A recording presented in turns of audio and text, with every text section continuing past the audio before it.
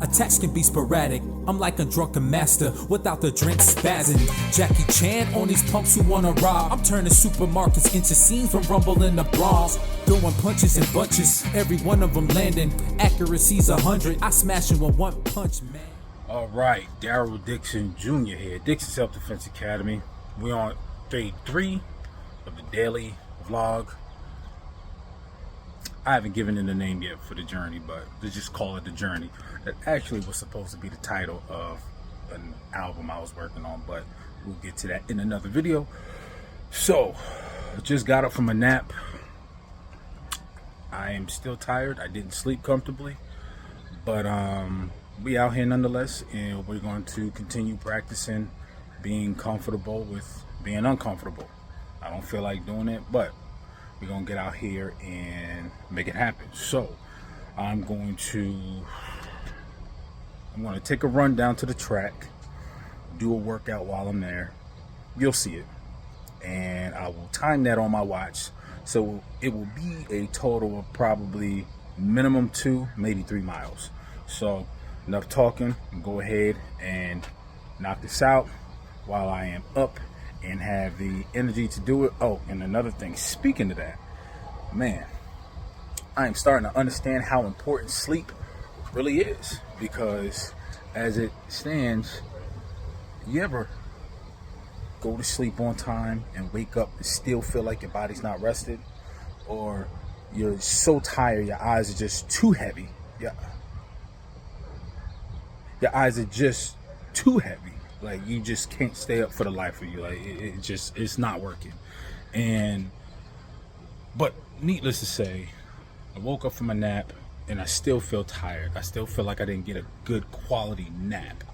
So I feel like crap right now. But I'm gonna still do this workout, and hopefully I feel better after doing it. So we're gonna see. So I'll see you guys then. Peace. All right, so really quick, just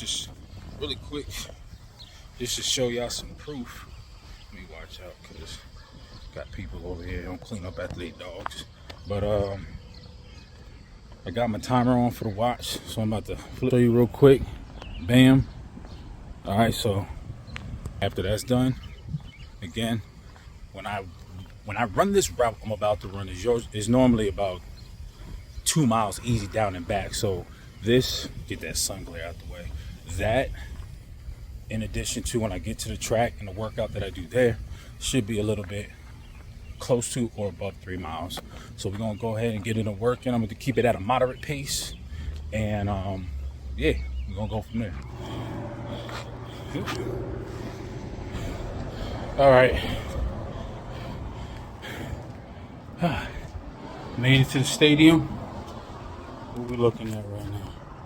So let me fit this joint around real quick. Bam. 1 mile, 22, however you calculate that, but that's where we at. So as y'all can see, I'm at the track right now. I'm gonna walk 1 lap, then I'm not trying to be out here all day, even though it is beautiful, thank God for the day. So walk 1 lap, stretch out 1 good time, then I'm gonna walk 1 good lap, stretch out, make sure I'm straight, and then I'm gonna hit it and quit it, and then we jogging back. So I'm gonna do the length of this field here. I'm gonna sprint that and run the bleachers maybe about 4 to 5 times. If I go full out, that'd be more than enough to get my heart rate up and get a good workout in. So I'll see you there. All right, what's happening, folks? So apparently the audio was too low, and we about excellence over here. So what I basically was touching on was, I listened to Jim Rohn, and also phenomenal motivational speaker, principles, things that he talks about, a lot of things that I have to listen to over and over again just to get it into my head. And one of the things, I'll touch on a few, but one of the things he said, don't wish that it was easier, wish that I was better. He said, don't wish that things were easier, wish that I was better. And I probably can't stress how true that is, because when situations arise, I mean, let's face it, like, at least speaking for myself, I'm not built that way where I give up on things. And sometimes I might hold on just a little bit too long, longer than I should when it comes to certain things. And, you know, there's that expression, you got to know when to hold them and when to fold them. And so because of that, I do desire to be better so that any challenge that I come up against in life, I'm able to meet it. He also said, don't wish for less problems, wish for more skill. That is so dope. That's a bar right there. It says, don't wish for less problems, wish for more skill. Because guess what? Life is full of problems, and they're not going to go away unless we solve them, unless we deal with them. And most of us may not want to admit it, but some of the problems, well, most of the problems are ones we caused. And let's just be fair and keep it there. Let's just keep it at the ones that we caused, or the things that we failed to do anything about, and therefore has become a bigger problem than we anticipated it or did not anticipate it to be. You know, they say when you leave a wound untended to, that flesh begins the bacteria and the things in it, when it's not cleaned out, it begins to fester, and then it gets worse, and then becomes a problem where you have to possibly cut it off. And so when we don't deal with things in life that can be a potential problem down the road, it eventually turns into something bigger than we can actually handle, and it might cost us more than we wanted to. And thirdly, the thing I'll touch on is, he said, don't wish for less challenges, wish for more wisdom. Don't wish for less challenges, wish for more wisdom. Hey, I always use this analogy, but check this out. When you're in the gym, you don't get strong by lifting light weights all the time. You get strong by challenging yourself and lifting heavier weights. And then once your body gets acclimated to that, you start to lift even heavier. Then once your body gets acclimated to that, you start to take it up a notch and you start to lift even heavier. And what you start to realize is that your body is adapting to each level of change and resistance that you expose it to. And once it adapts to that, which is a remarkable thing, then it means, okay, now I'm able to add just a little more and go a little further.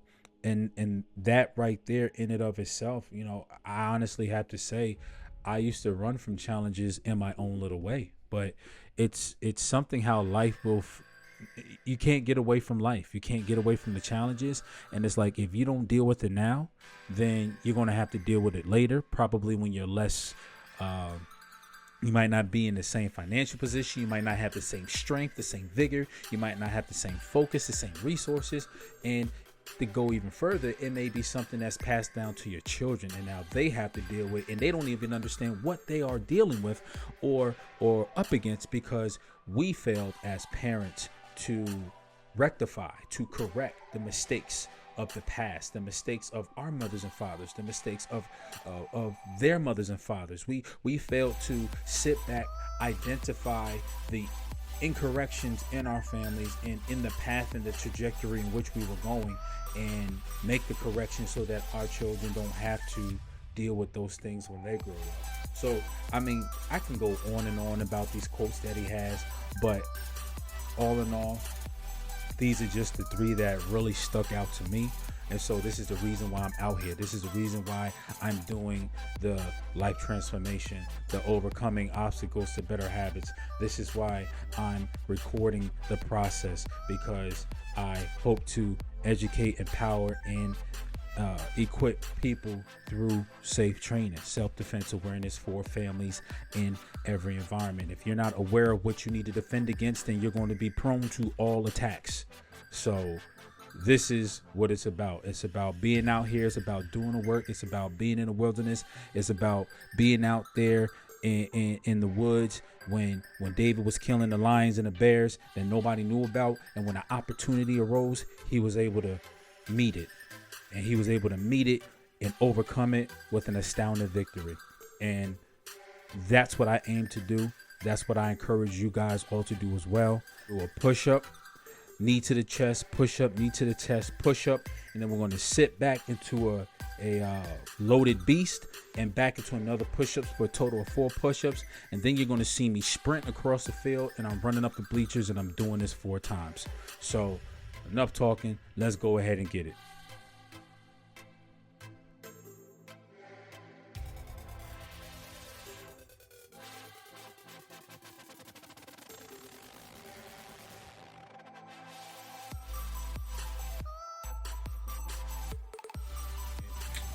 All right, y'all, we finally got it done, made it home. Let me show y'all what it looked like. What we got right here. Let me move that out the way. So 1 hour, almost 4 miles. Heart rate 115, 116. Actually, it was like 160 when I was actually doing a workout. So after I did that, I probably ran a quarter of the mile. I jogged a quarter of the mile home, and I walked the rest of the way. Did some backpedaling up a hill, stopped at the store, got some lemons and limes. So now back to the crib. So this is day 3. All right, we're gonna keep going strong here. Hey, I encourage anybody who's on the journey of their own to that self-discovery, to getting back on track, to doing those things that you love to do. Hey, first thing sometimes we gotta do is just start. And if something comes up, start again. So we're not making this complicated. We're gonna keep this simple, but I would like to point something out here. So I listen to a lot of motivational speeches and teaching. So you'll hear me quoting people that I look up to and admire often. So I think I was listening to another Jim Rohn audio, and he was talking about when you're developing habits, how to prime your environment, how to make it as easy as possible with as less resistance as possible. So if I want to go running, put my jogging shoes and my clothes out the night before, set it beside the bed. So as soon as I wake up, I just slip my stuff on them out the door. If I want to write, where is the place I most frequent? Set my pen, my pad, right down there on the table.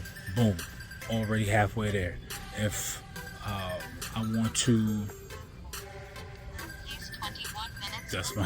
that's a watch. If I want to do anything for that matter, if I want to draw, put my sketchbook and my pencil right by the bedside, or the lamp stand right next to the bed. So every night before I go to sleep, I see that book. I'm ready to get it in. So, and James Clear talked about this. He talked about linking a new habit with an existing habit you already do. So if you brush your teeth, hopefully you do. If you brush your teeth every morning, then you pair that with, after I brush my teeth, I do 10 push-ups.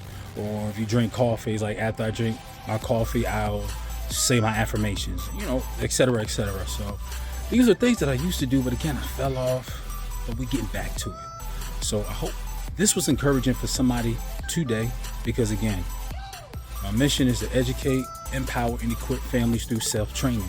S.A.F.E Training, self-defense awareness for families in every environment.